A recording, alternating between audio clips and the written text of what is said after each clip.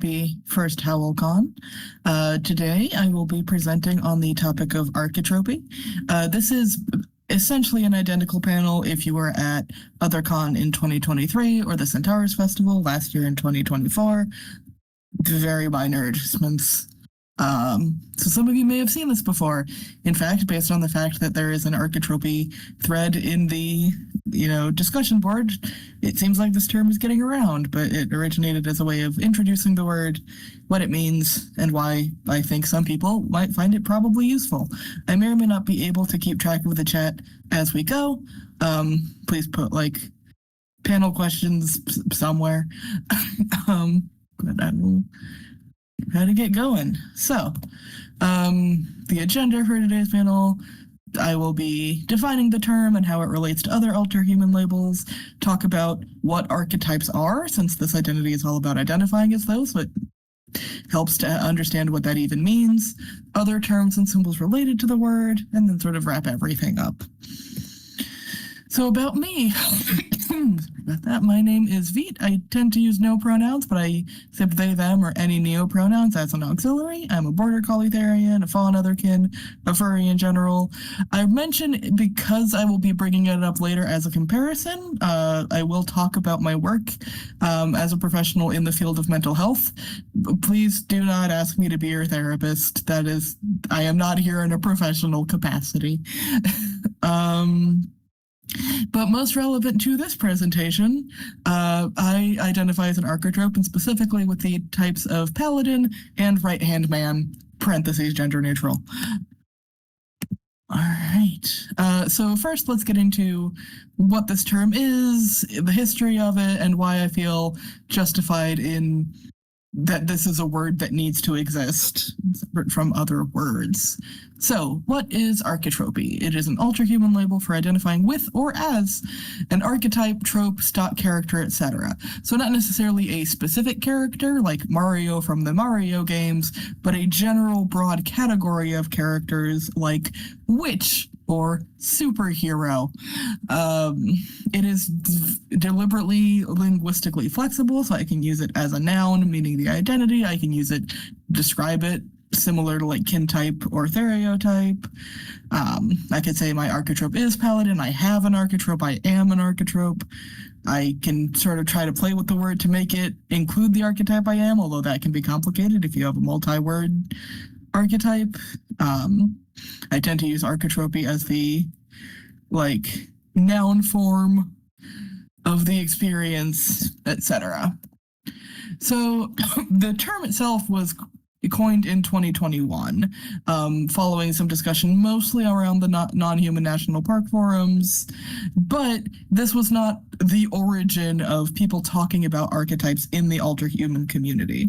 So back in the old days of, even among Therian and otherkin spaces, there were people who identified as animals or other species and creatures, but in a way that aligned with the archetype of that creature, which can sometimes be its biological existence, but sometimes is different, right? Like the archetype of a coyote in stories and mythology has only some overlap with the biology of coyote, the species. And somebody might identify as a coyote in that more storytelling, narrative, trickster sense rather than in the, big dog sense. Likewise, dragons as mythical creatures often have archetypal associations of power or... Now, the sources I were able to find ranged from 2006 to 2020. That doesn't mean these concepts weren't around earlier. Those were just what I could find to directly cite. There were ideas of concept kin, especially around the early 2010s and 10s. So these included broader concepts such as music or light or space, but also what I would currently consider more akin to archetypes of princekin, that sort of royalty, knights, roles, However, at the time, and if any of you were around in the 2010s, especially on Tumblr, these were often debated or rejected. There was a very prominent trend that like otherkin and Therian stuff applied only to species or specific character identities. The level of discourse and debate got so convoluted that I was able to find a blog quote where someone said, "I agree that object, time, and titlekin aren't possible, but I believe conceptkin is." So this was a person who believed you couldn't be princekin, but you definitely could be spacekin. Why is that a distinction? I don't know, but that was the state of the discourse at the time.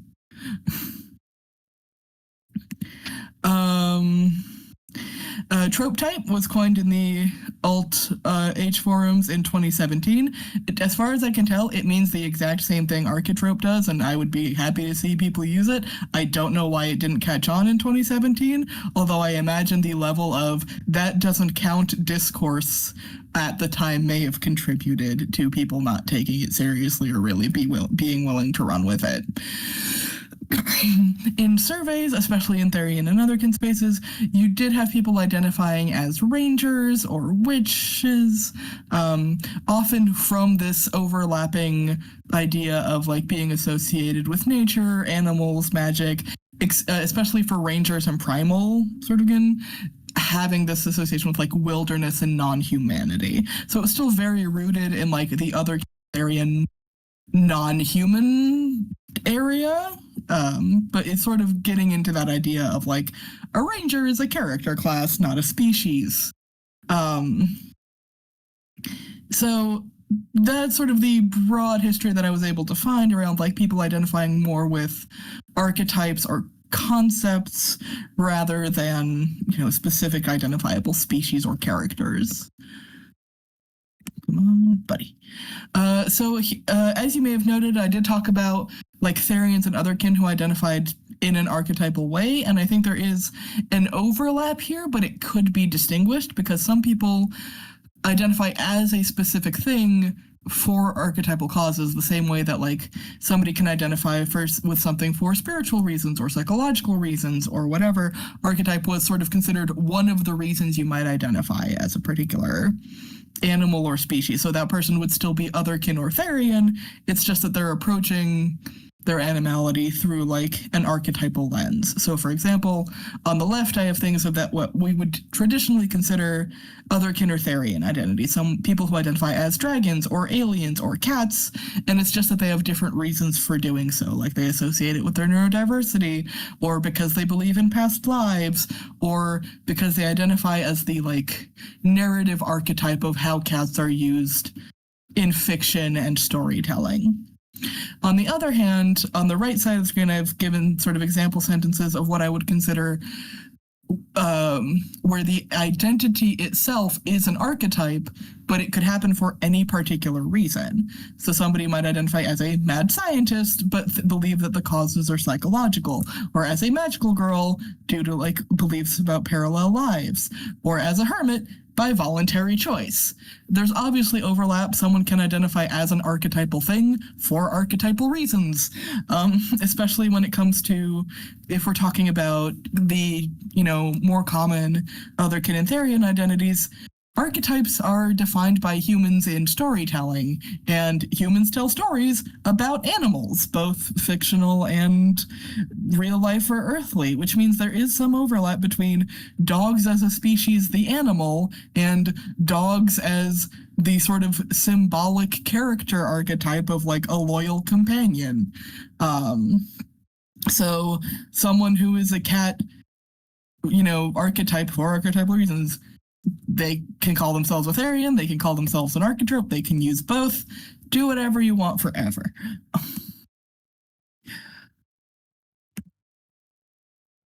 So why bother with a new term if people have been doing this for years and everyone's just kind of gotten along fine?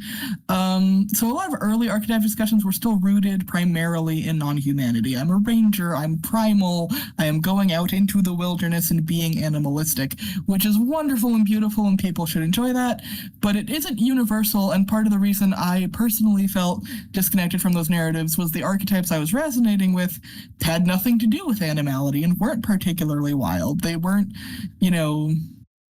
based in like most of the characters identified with were human or were broadly species neutral. So I wanted to have some distinction between it doesn't have to be an animalistic thing. It's not an offshoot of therianthropy. It can also feel substantially different from both species and individual, such as like Fikshikin or past life identities. I do find it is a little different to identify as like a class of thing and give myself a title as opposed to say, I am this specific person or being from this specific world or story. Like existing language, I didn't feel quite captured the right angle. For example, concept can work as a broader umbrella. Like I think every archetype is generally speaking a concept. It's just that other things that are not archetypes are also concepts. Concepts are a big category that includes things like colors, music, water, space, the idea of letters,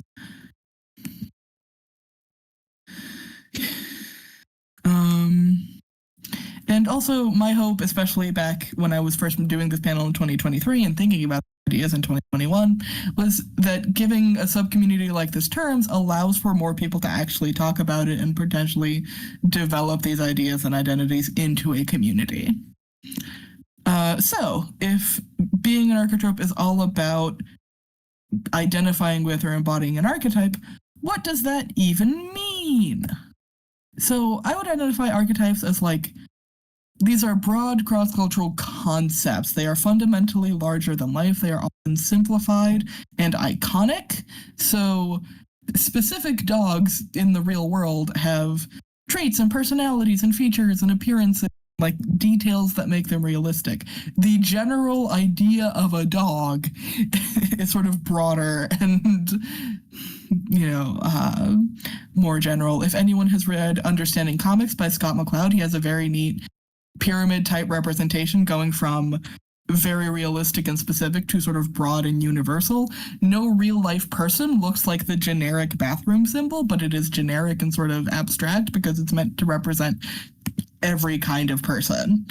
So that is what archetypes are. They are these sort of broader, messier, big ideas of like larger concepts. This often makes them unrealistic to daily life.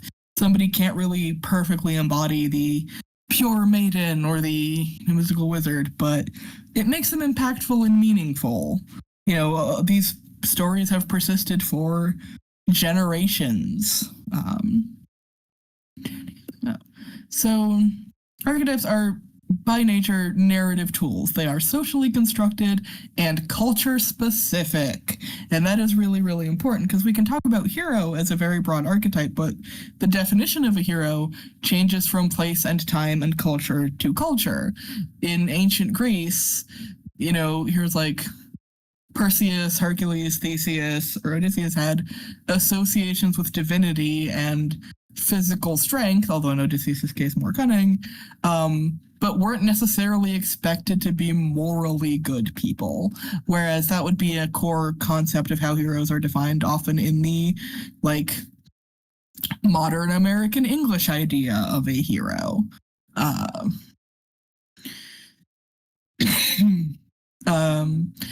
There's no singular list of archetypes because they are just storytelling tools. There are lists available that can document or list them, but that doesn't mean that they define them in a way that is comprehensive. So Carl Jung was a psychologist who believed that humans had a collective unconscious, and sort of that is why certain common themes or archetypes appeared across multiple cultures. So he had archetypes like the mother or the martyr, or the wise old man. TVtropes.org is one of my favorites, and people, when there's not good at teaching you writing, but it is not there for teaching you writing. It is there to be an ingredients list, and you can look at it and decide, oh, I see, all of these favorite things that I like have tomatoes in them, where tomatoes is, I don't know, the noodle incident trope.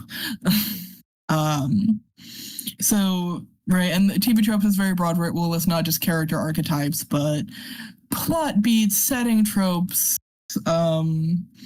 appearance tropes, anything like that. A lot of tarot card motifs are based on common archetypes, like, the fool as this like young, naive, but potentially hopeful person, or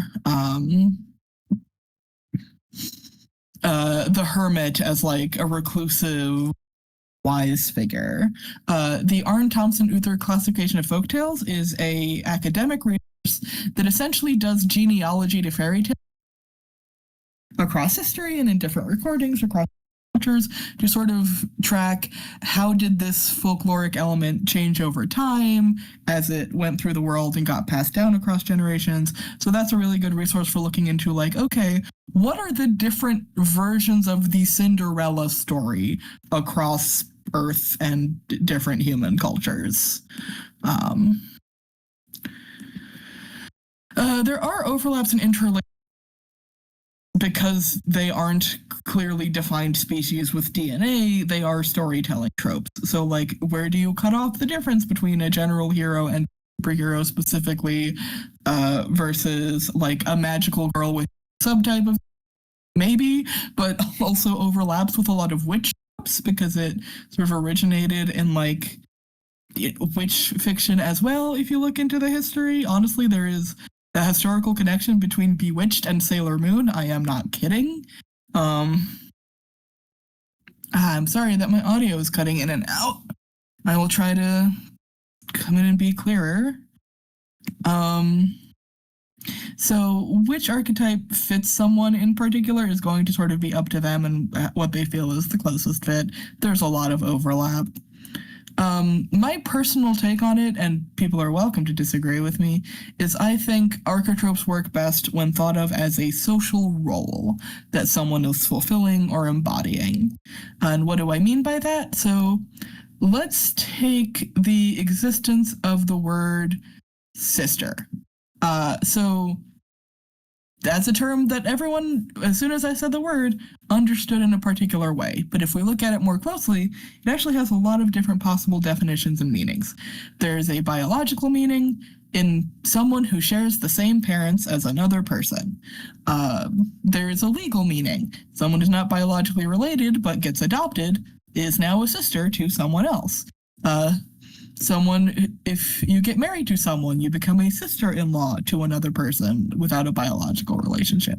There's also a cultural meaning. In English, when I say the word sister, it often is taken to mean a like shared parent relationship, but in other languages with other kinship systems, it could include what I in English would call cousins or other terms entirely, or there are languages in specify older or younger sister are on a maternal or paternal side because that would make a difference. There's also an emotional or interpersonal meaning. Someone could call someone else their sister, meaning none of the things above, because they mean a person who I am close to the level usually expected for family. So when how do I apply this to like archetypes? I'm going to do a sort of comparison to another one of my social roles, the identity of counselor. So part of the reason I became a counselor and am one now originated in innate traits that I was born with or developed sort of involuntarily. Things like my personality, the way I think about things and analyze them, my values in life. It was also influenced by early experiences. I was introduced to concepts of how memory worked and neuropsychology in like science magazines I read as a teenager. I took AP psychology in high school and pursued that as my degree in college, and increasingly gained an interest in mental health and clinical work.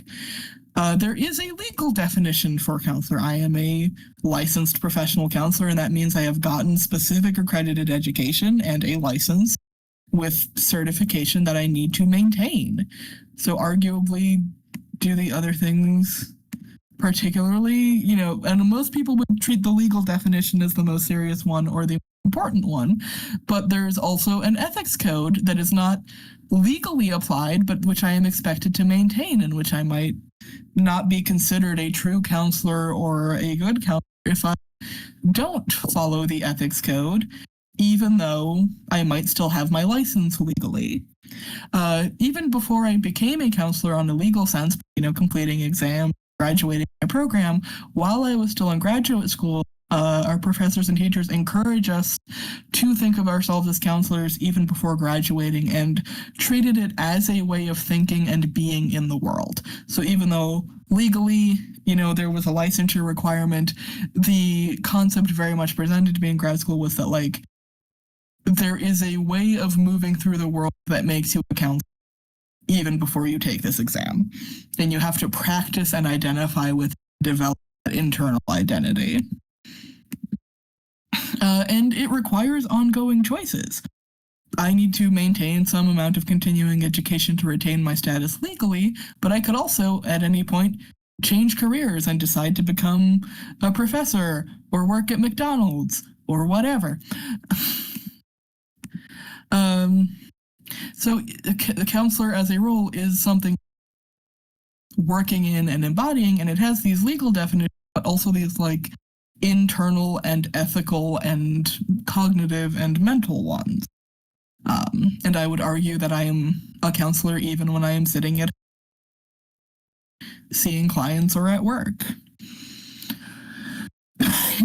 On the paladin side of the scale, there's a lot of overlap there. Some of the traits that I think contribute to my are things I was born with. My personality, my level of extroversion or neuroticism, some degree my neurodivergence. It's questioned like a fae or fairy kin identity because I could not lie as a child, and that was probably the autism. But it overlaps a lot with paladin things. I don't think I identify paladin specifically, if not for my specific individual religious history. Some of those personality traits would be there and they would still be manifesting, but I might have taken them in a different direction or used a different term if I didn't have my own personal background in being initially like raised Christian and having that, even though I don't identify as that like currently. Some of it was voluntary. I sort of deliberately, once I started exploring this identity, sought out, books of King Arthur stories or aesthetic things and objects that identified, paladin stickers or mugs. It does overlap with my other identities. To draw me a clean line between, hey, here's a paladin archetype that's all about being devoted and loyal and serving a larger oath, and here is a dog, a creature that has been bred over generations to be loyal and act as a support class for human beings. I would congratulate you because I can't find a really strict line to draw between those two identities. As it does, I didn't choose to be a counselor to be a paladin, but my job does help satisfy that role and help me feel like I am fulfilling it well. And it does take some amount of voluntary, deliberate decisions. Once I decided to identify as a paladin, I put work into trying to find a personal code or oath that I could follow. I would have wanted to do this anyway, but it's what pushed me over the fence into actually receiving training as a street medic, specifically because I wanted to sort of follow that D&D archetype of like lay on hands and being able to heal as well as fight. And long before the word archetrope was coined, or I was discussing this idea with anyone on other forums or people coining terminology, the way I came to this identity was sitting in my own room sort of thinking about how I related to this concept, having played paladins in D&D and read Arthuriana stories and things, and coming to the decision, I am going to be a paladin in real life. That was really the moment for me. I wasn't thinking of it at the time as an otherkin thing or Etherean thing, species thing, or an alterhuman thing. It was a decision I made that this concept matters to me enough that I want to do it for real and I want to be seen this way in life. And the rest of the terminology only afterward. So is it voluntary or involuntary? Intrinsic, or does it come from outside? Is it identify as or identify with? Is it like a kin type or a heart type or like a voluntary link type? Yes, all of the above. Like the archetype was very deliberately coined to cross this bridge of some aspects are voluntary, some are in choose to be a thing. You can discover you already are a thing. Yes. So additional terms and symbols related to archetropy. So one thing I find really useful, and I've given other panels on, is paratypes, which was coined by Poppy/Ben in 2019, meaning a character, animal, or mythical creature not a kin type or a heart type, but somehow feels important to your established identity because they remind you of your kin type in some significant way. So it's sort of a satellite identity to a base planet identity. I've been using the words paratrope for a related trope or archetype because we talked about tropes relate to other tropes. They can't not do that. So as a paladin, I see a lot of overlap and similarity, resonance. Clerics, knights, magical girls, all warrior devotion types.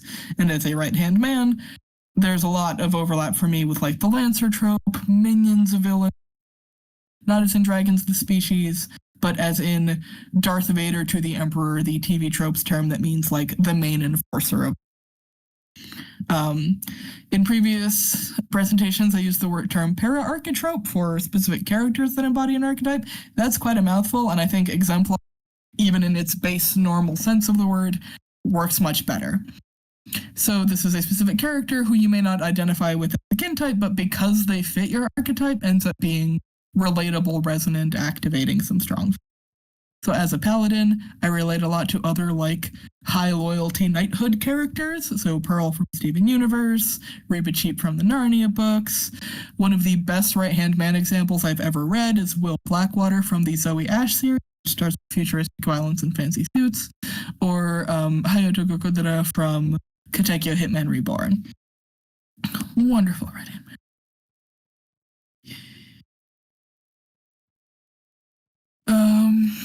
So yeah, back at the time in 2021, getting coined, I got excited and wanted to make a symbol of it based on the ideas that were bouncing around my head that other people then made better because I am not fundamentally an artist.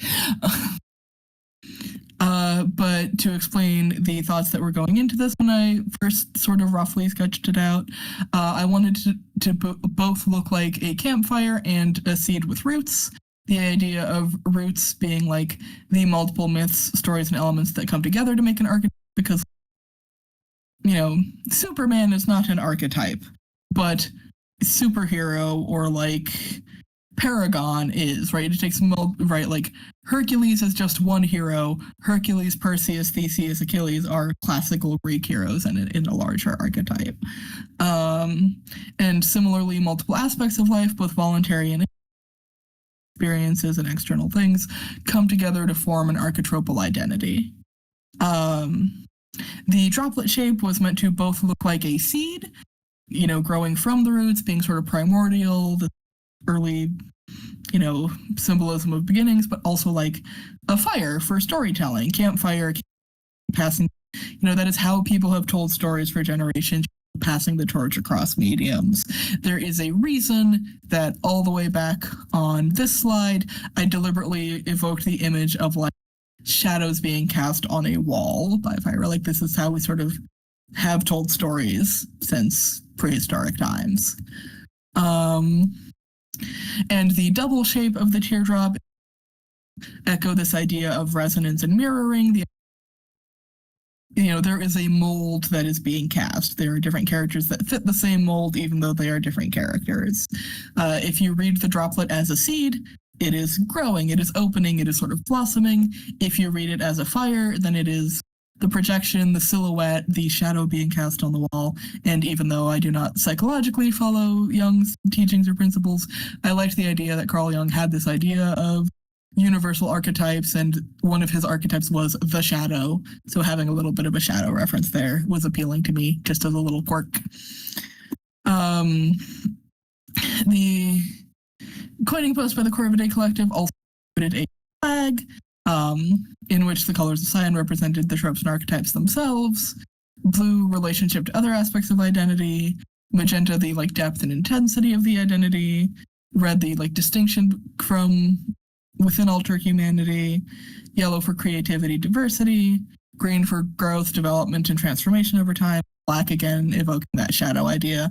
If Corvidae is around, I hope that they would be able to talk about the flag more. I wasn't as involved in its creation, so I don't know as much about it, but it felt worth including. I have, heard at various times some people not liking these symbols or the flag or other things. My answer is honestly, great, good. You don't have to use them. Make your own. It's fine. Good even. As far as I'm concerned, we are at the pictograph stage of development for this community. And this was more true 2 years ago. But the archetropy community is still new. It is still developing. It is still figuring itself out. A lot of these symbols and words, including probably archetrope itself, will develop and change over time. So don't feel like you're locked into what somebody came up with in 2021. Dear God, we are not still using bulls' heads to represent the letter A. But that kind of growth and development only happens naturally in a community. Not to shake fist at Cloud, but for me, people actually using these terms and developing naturally through use is a lot better than someone who just slaps different colors onto a PNG to make 50 flags that nobody uses, right? So if you have an idea of something that resonates with you and that you want a term that would matter for you to have, or a symbol that resonates with you more, please share them with the community so that they can be picked up and altered and used and turned into something. But that only happens if people actually talk about these experiences and discuss them and work with them and mold them. This call to action becomes less and less necessary as more and more people actually seem to be using the term. But if this is your first time finding out about archetropy and you're having that starry-eyed, oh my God, there's a word. Hello, welcome, I'm always see you. This term is yours. Please use it if you want it. Talk about it, write about it, question it, challenge it, explore it, decide to do something else. That is how community works, and I invite it wholeheartedly. Think about yourself. Talk about it with others. This can be a community, but only people actually participate. Here are all my sources. Now I will leave the floor open for questions.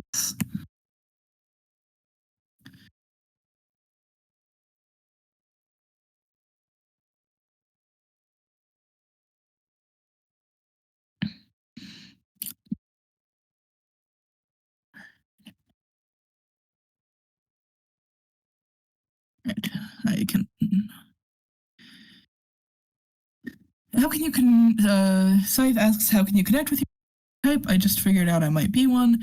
That'll really depend on what the archetype is. So, for example, for my paladin identity, a lot of the things that feel good are, in terms of media, finding knight stories or hero stories. I actually think magical girls are a really good paladin overlap. Fight me about it. For my right-hand man archetype, that's a little harder because I can't just post an ad in a newspaper classified page going hello, seeking hero to foil. But in terms of almost similar to a kin type, or what helps you feel like you are embodying it or fulfilling it. I know there's a lot of storyteller archetypes, so you might also have some luck searching in the thread on the discussion board. But if you're a mad scientist and a storyteller, try I don't know if you're at a place where you can try pursuing chemistry education or cooking or reading science on your own time, telling stories, going to storytelling.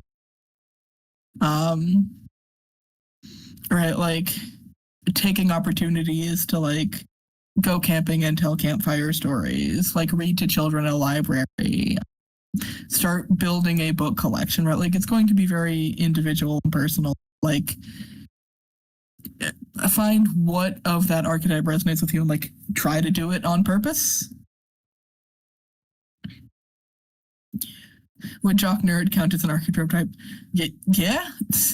Both of those are pretty standard, school story archetypes. Like if I see a character that is drawn with a pocket protector and glasses, I have an idea of what the writer or artist wants to communicate by the nerd.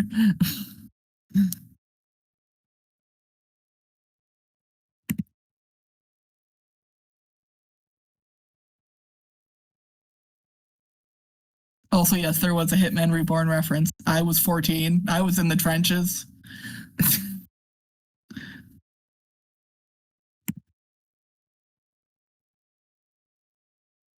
Hooray! Someone learned something new about themselves. That's all I ever want from this panel.